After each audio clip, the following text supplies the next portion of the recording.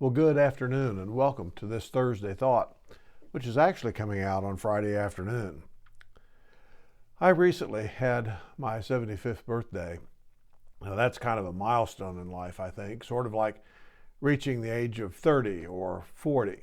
Only 75 means that there have been many more days gone by, many more things that I've seen or done, and many more times that I've messed up something or had to ask forgiveness for something. And it also means taking a cadre of pills each morning and evening, sometimes one or two in between. It means not being able or no longer wanting to do some of what I've done in years past. Things like crawling under a house to fix a plumbing leak or getting under a car to change the oil myself. The joints don't flex like they did some time ago. In fact, the joints sometimes rebel when I try to flex them, and they let me know that arthritis has taken its toll. My fingers don't always move the way I tell them to move. My eyes aren't as sharp as they were a while back, even with cataract surgery and correction. The brain takes a little longer to process something new, and it's more difficult now to remember names, places, and other assorted facts of life. But more than physical, I'm becoming a little more, shall we say, detached from some of the world events. Yes, I still care about the war in Ukraine. Yes, I still care about the North Korean situation. And yes, I still keep up with Wichita City Council, Kansas legislature, and all of that, along with generally what's happening in the world. But the politics, the hijinks, the world issues, and the half-baked explanations coming from politicians don't bother me as much as they did some years ago. And I try to be a little more understanding of people who truly have to make hard decisions sometimes that they know will affect perhaps tens of thousands of others. I've become more interested in what God has to say, whether it's in the Bible, the environment, or in the lives of others. I'm more interested in making sure that in the event of my demise, my wife and offspring won't have the horrible time sorting out my business affairs. I'm more interested in leaving this world a little better than I found it, or at least not any worse, which isn't at all an easy thing to do.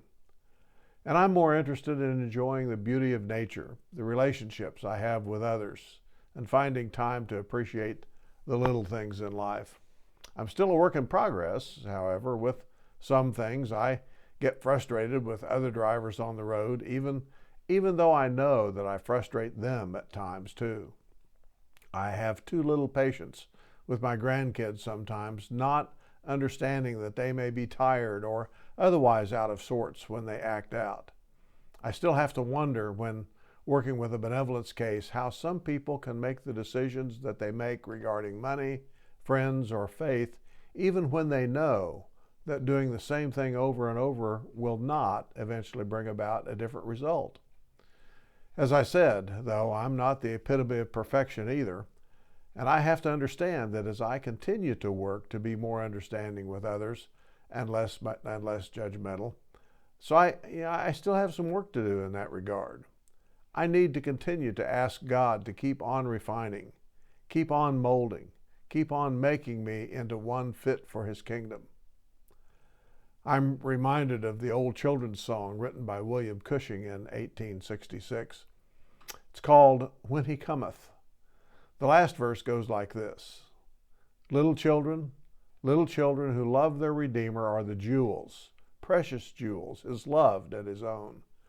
Like the stars of the morning, His bright crown adorning, they shall shine in their beauty, bright gems for His crown. Well, this is generally thought of as a children's song. However, we who are Christians are called the children of God. And in the Old Testament, God's people are referred to as jewels. I like to think of myself sometimes in the way the song describes. Even though I may think of myself as less than precious and less than shining like a precious jewel, God sees me in a different light.